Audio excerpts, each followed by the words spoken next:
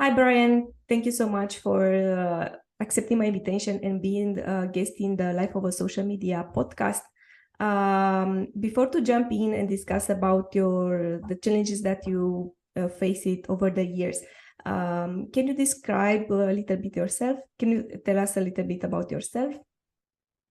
Yeah, absolutely. And before I start, would love to say thank you for having me on the podcast. I'm always excited to talk shop and to talk social. So pumped to be here. But yeah, going in a little bit about myself. My name is Brian De Silva. I've been working in social basically for my entire career. I started out working as a community manager at Microsoft, and I always like to say that I learned the ins and outs of social from that role. I had the opportunity to learn from some of the best in the business, and working for a large org like Microsoft, I had the opportunity to work on a lot of different Microsoft products, which really helped build my foundational skill set in social media. So always grateful that that was my first job out of school because I learned a lot there, which was awesome. After Microsoft, I made the move over to Brooks Running, which is a running company based out of Seattle, Washington. I'm not sure if you've heard of them, but I worked on a small social team there and did a little bit of everything. Wore a lot of different hats, very different from Microsoft. So went from a team of 15 to a team of 4 at Yeah. Brooks. So really, really cool to kind of take everything that I applied at Microsoft or learned at Mhm. Microsoft and apply it to Brooks. So really enjoyed it. But then I got an awesome offer to work at Eisenberg, which is a ad agency based out of Los Angeles. And I was a social media manager working on the agency side, but Mhm. coming full circle, working for the Microsoft Store account. So working for Okay. Microsoft again, but on the agency side, Yeah. which is really interesting because the relationship is much different. You're seen as like the social media expert, and people Mhm. from Microsoft internally are coming to you Mhm. about, what they should be doing on social. How can they maximize that specific channel? Do I have any recommendations on a specific channel? Should they be publishing at this time? So you're kind of seen as the go-to expert, and being on the flip side of it, it was really interesting and really helped me grow as a social media professional and kind of gave me the confidence in my role and my skill set. So really, really enjoyed that job as well, and probably would still be working there now if I Mhm. still lived in the States, but then got an awesome opportunity to work at Preply and moved to Barcelona to lead the social media program here. So yeah, a little bit about myself, and I guess that's up until now. That's kind of what I've been up to. Yeah, I think that because you had the both experience working for a brand and then move to agency and Mhm. see what implies to work as a community manager for a big company, then move on the agency side and be the expert and deliver some insights, some strategic insights for, in your case, for also the same company. I think it's great because most of the people, if they most of the social media manager that I talk with, if they choose to go to an agency, they stay in an agency. And because there is the dynamics are so different. Everything in an agency is changes. You have multiple clients, you have different industries that you should um, give insights, do the research, and so on. But I think that when you are working for a brand, you have the opportunity to dive deep into that specific industry and for that specific brand. So even though they they are the same job, I think the skills are a little bit different. Um, I think. Uh, Yeah.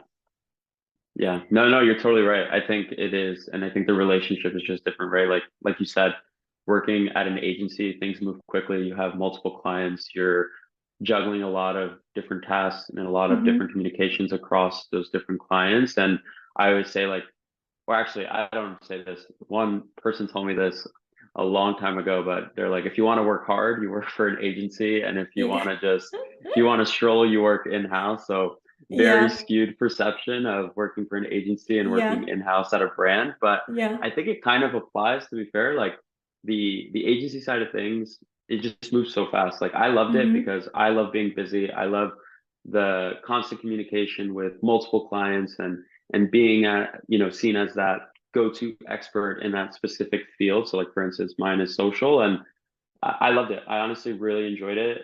Some days were really hard, but Yeah, other days were great, and you really get to work on some really exciting things. But yeah. again, there's also downsides to that, and there's also benefits to working in-house for a brand. So pick your poison. Yeah, Yeah. That's a nice way of saying.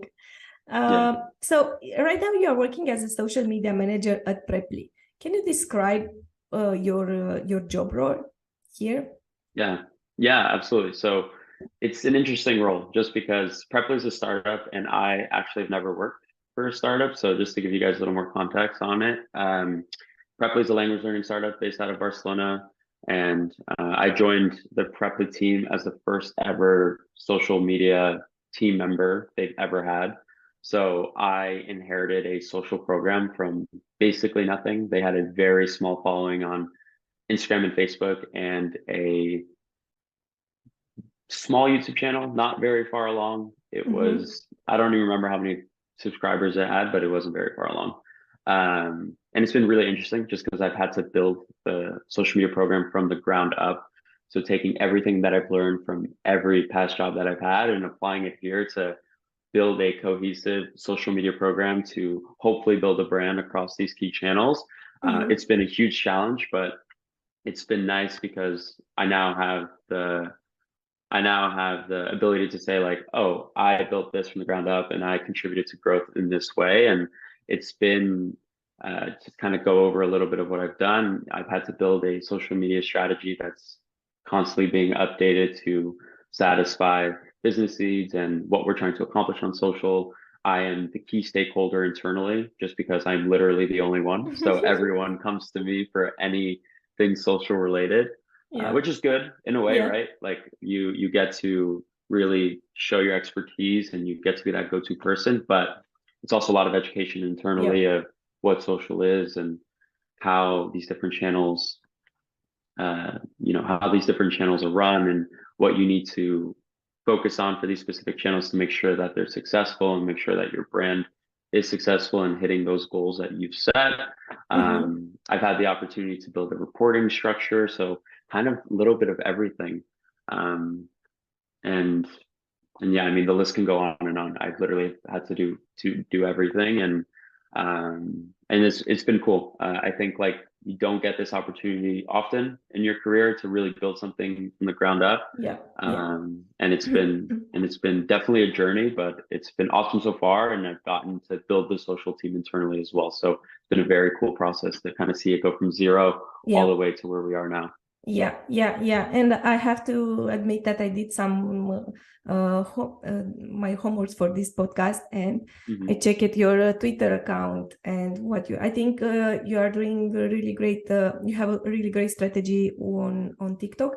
I don't know if you have this channel from the beginning or just launched it, but um, I stay a little bit on your Preply account Nice. and scrolling on some videos. So somehow, and as you said, because you have the numbers, somehow you succeed at creating a community and creating brand awareness. Yeah, absolutely. And that's our main focus, right? Like for me, I was brought on with the sole task of building a community on social across our key channels. And I'm glad you said that about TikTok. I will definitely pass your feedback along because that's a new channel for us. We Mm-hmm. we just opened that channel. I think it's been like 3 months now, so it's Mm-hmm. relatively new because Instagram is our main primary channel, just because Mm-hmm. we have the highest, we have the largest community on across all our key channels is on Instagram, and they're hyper engaged. Like we have very engaged audience on Instagram, and we've seen a lot of success on that channel for us. So we are really focused on building that community on Instagram, but TikTok as well is now our secondary focus, and we've been trying really hard to create content that Yeah. satisfies that platform and hopefully satisfies the need from our audience from a like an engagement perspective. So I'm glad to hear you say that, and I will definitely pass that feedback along to the rest of the team because that'll definitely make their day because it's been a Yeah. lot of hard work to get that channel up. Yeah, and I know that TikTok is a little bit scary for most of the brands, and not easy to jump to this platform. How did your passion for social media start? That's a good question. So my passion for social started, think back in college. So I wasn't sure that I was going to work in social media. I got a general marketing degree from a university and wasn't really sure what I wanted to do out of school. And I was a junior in college, and I had the opportunity to work at a or take an internship at a creative agency based out of Miami, where I went to school. And this creative agency was very small. It was like 3 people. Mm-hmm. Um, and I had the opportunity there to just basically be a sponge and learn the ins and outs of the creative process to building a social media campaign and working with different clients across different industries and really built my love for the creative side of things of social. So creating that content, creating a campaign from start to finish. I think that's where that love first started. And from there, I took another internship at a small recruitment firm in Miami, and it was a social media internship. So social media focused.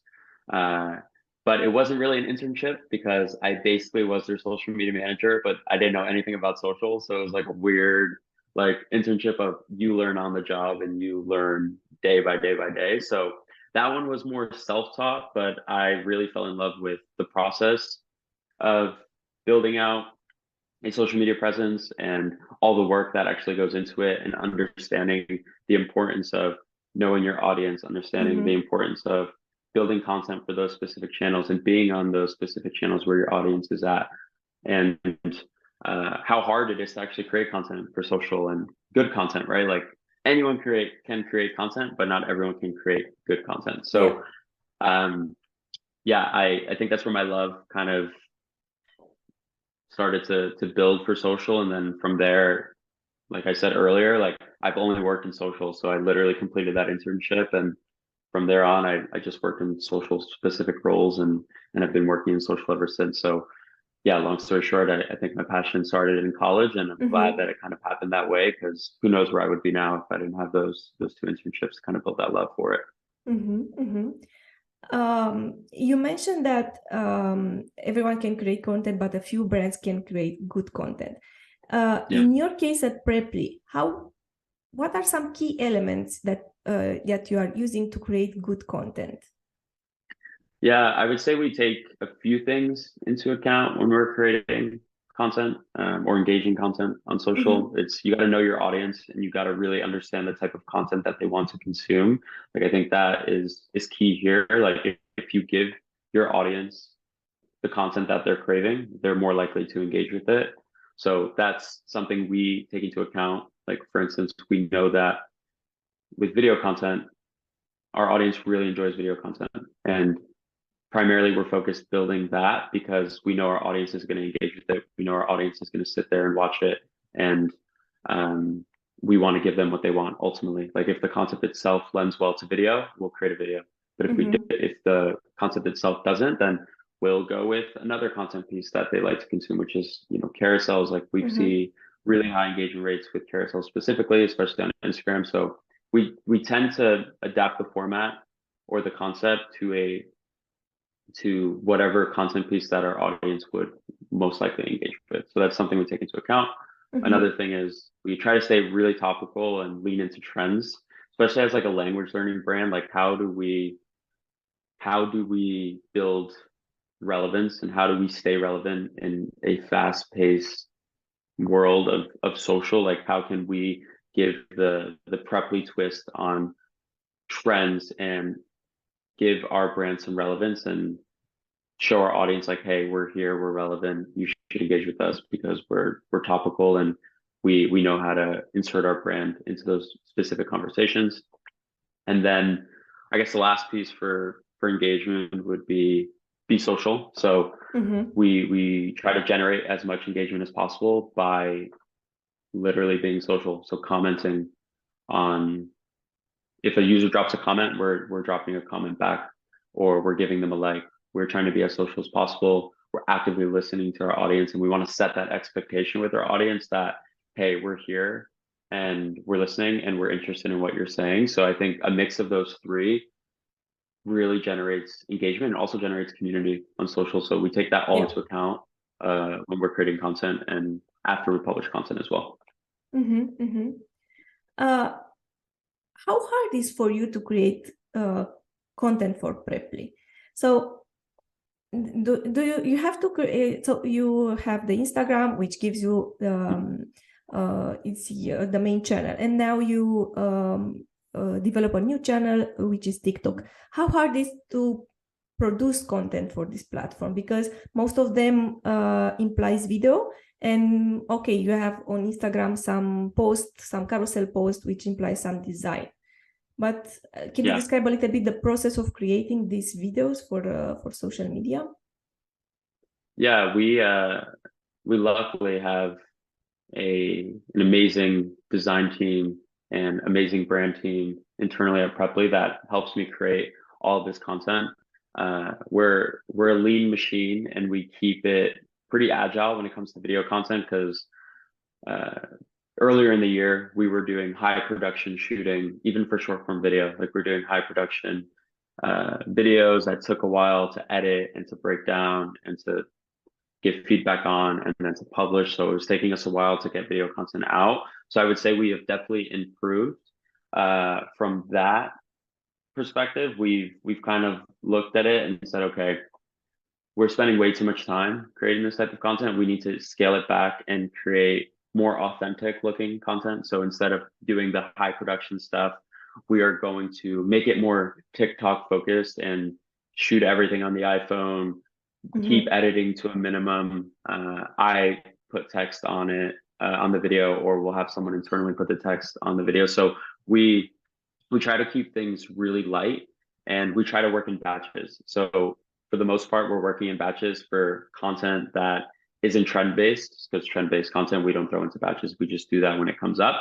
But for the most part, we're working in batches. So we try to shoot 9 videos per batch, and we try to do a batch once a month. So that way we have enough content to publish across our channels, because as we discussed earlier, like, our social strategy is video focused. Like, all of our channels are primarily video, like TikTok's primarily all video basically. YouTube, we're just focusing on YouTube Shorts, but we're just using it as a redistribution platform for short form video. And then Instagram is also very video heavy. Like, most of the content we're publishing is video focused. So yeah, I would say how we approach it is we have a small agile team that can shoot content relatively quickly.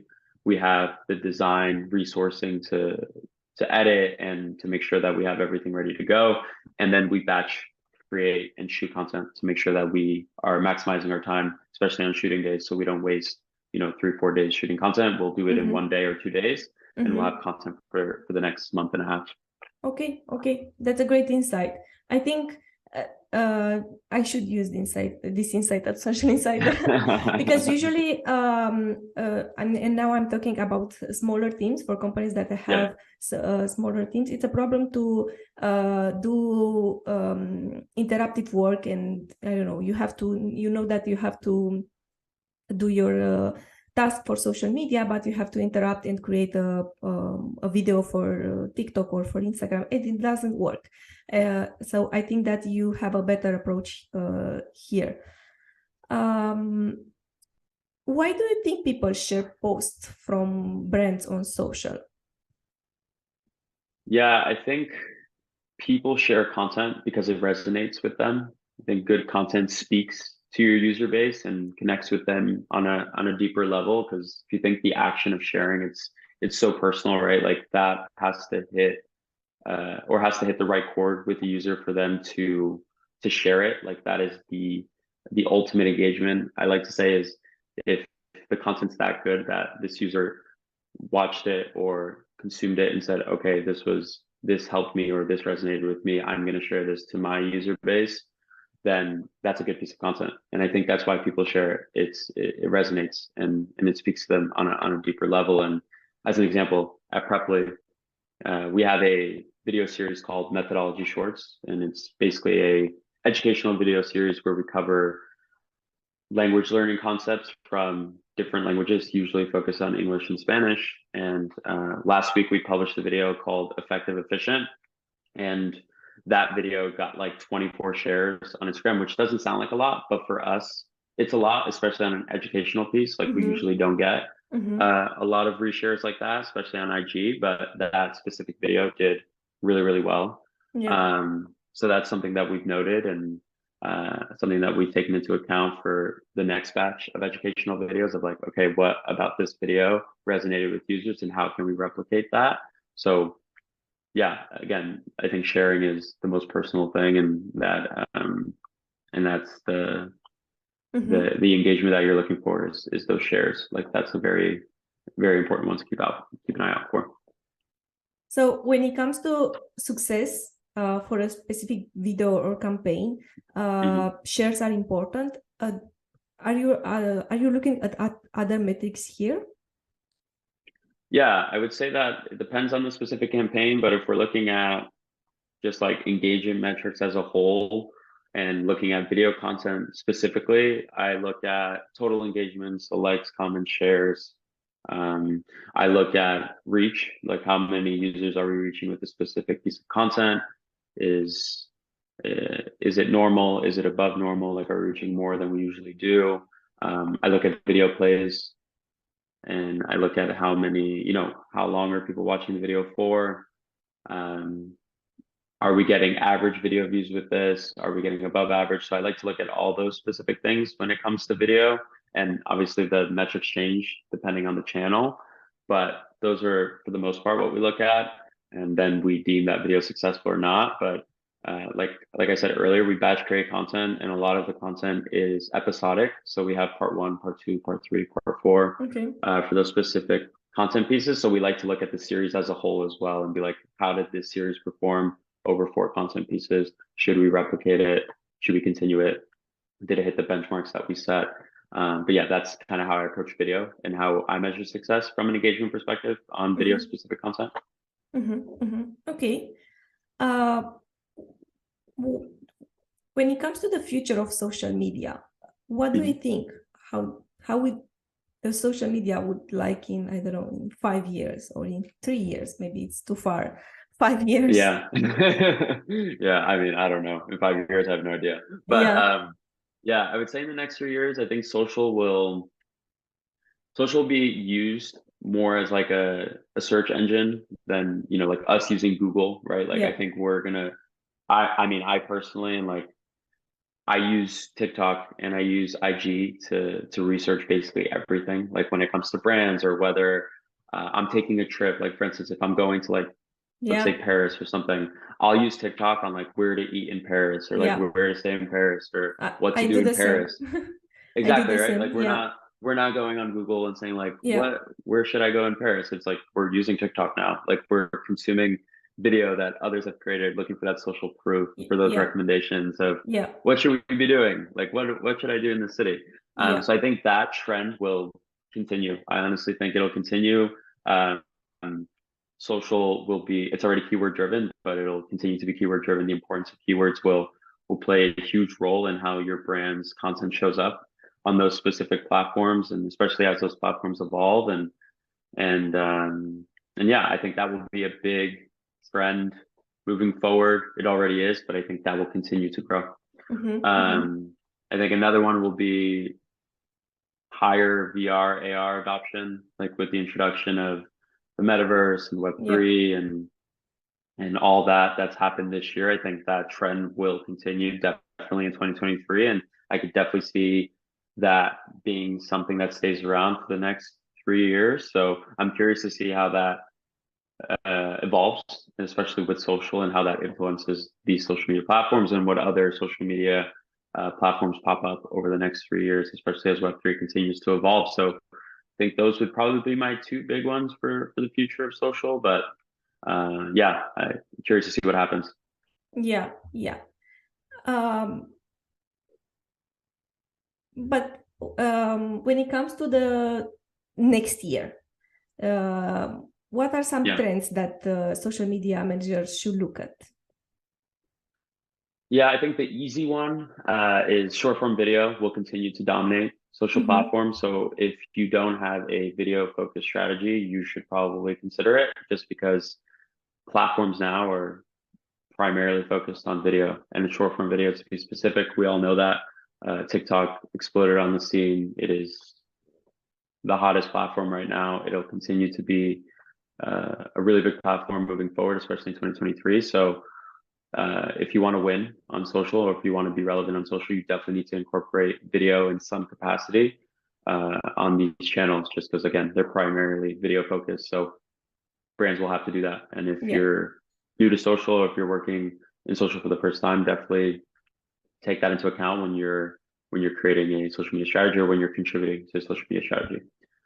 I would say the next big trend is going to be the importance of social media customer service. I feel like it's not even a trend for yeah, 2023. It's just going to grow in importance, right? Like think about how the pandemic affected the way that users buy products and the way that users interact with brands. Like it's basically all online now, and it was already primarily online before the pandemic. So in 2023, I think users will look for really quick customer service on social and mm-hmm. expect brands to provide that customer service on Mm-hmm. social. And they'll be looking for more than just a bot response of like, hey, thanks for your message. They'll be looking for more personalized customer service and look for brands to provide that quickly across Yeah, those social channels, regardless of the channel, right? I think it's you got to meet the consumer where they're interacting with you. So you need yeah, to be ready to provide customer service on any of those social channels that you're on. yeah. And then the last trend I think for 2023 would be partnering with micro and nano influencers. I Mm-hmm. think that will be a big trend in 2023 because I think those influencers provide a much more authentic experience for users and can one help bring real followers to your brand, but also can help promote your products to small, hyper engaged, relevant audiences. So I think that will be a big trend for 2023, and I expect some brands to definitely leverage that relationship with micro and nano influencers moving forward. Mm-hmm. Mm-hmm. Uh, and I know that when you're talking about platforms like TikTok, most of the in some cases being having a presence on this platform, maybe you won't get the results that you want, and working with influencer maybe give you some other results. That's why I agree with you that micro influencers and the creator economy in general will have a huge increase in the next year. Yeah. I think that we'll see an increase in communities like Facebook group, Discord, because on specific platforms, let's say Facebook, it's the things and the brands don't get the result that they want. In terms of engagement, in terms of reach. Okay, there are still some budget when it comes to Facebook ads, but the groups are the activity in groups increased so much that now maybe we'll see an interest from brands to start building communities. And Facebook can be just a channel. I don't know. Brands can use Discord or other apps for communities. Moving on, I have a fire up session. So I have Mm-hmm. some keywords that I will ask you, and you have to choose what's Okay. more appropriate for you. Okay. So TikToks or Reels? I'll say TikTok. Yeah, I'll go with TikTok just because new channel for us. I've been consuming a lot of TikTok recently. So I'm going to go with TikTok for this one. Okay. Short video or long form video? Short form video. I don't have the attention span to watch long form video, so short form for me. Okay. And creative or analytical? Ooh, good one. I think I'm going to lean creative, but I think both are important. Yeah. Brian, who should be my next guest on this podcast? That's a good one. I would love to hear from anyone on the Duolingo social team. Kind of a selfish choice for me, just because I work in the language learning space, but I think it'd be really interesting to get some insights on how they approach content creation, how they approach social in general, and would love to hear their approach to TikTok as well. I think that'd be fascinating. Okay. I will take some notes here. Awesome. So thank you so much, Brian, for sharing your life story and the things that you are doing at Preply. Can you tell us where people can find you? Yeah, you can connect with me on LinkedIn, just Brian De Silva on LinkedIn. And yeah, that would be the best place to connect with me. So the link from the LinkedIn will be included in the description wherever you are listening the podcast episode. So thank you so much for being with me today and sharing your insights about your life as a social media manager. Thank you.